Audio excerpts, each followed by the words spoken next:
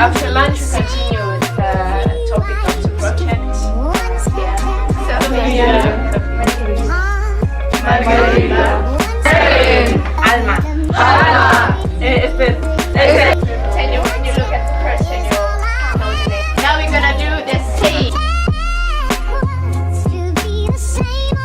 So we're gonna know what we have in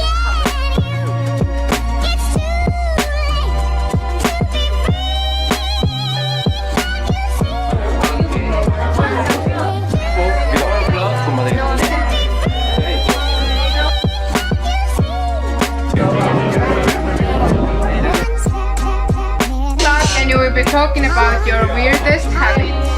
My best friend.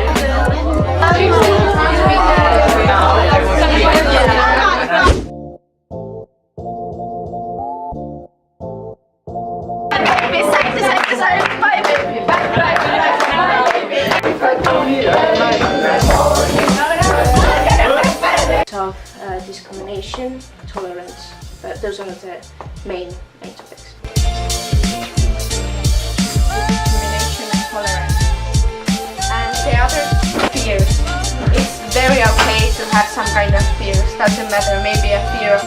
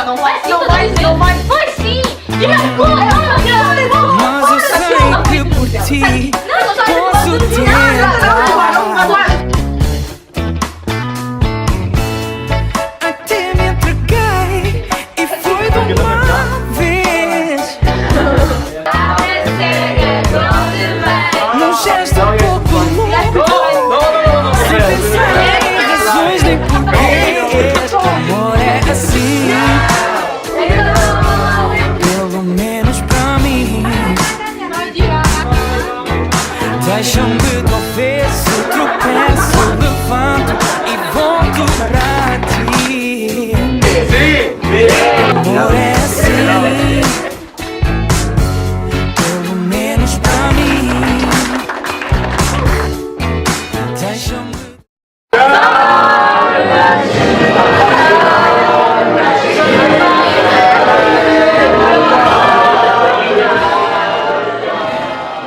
Do avesso.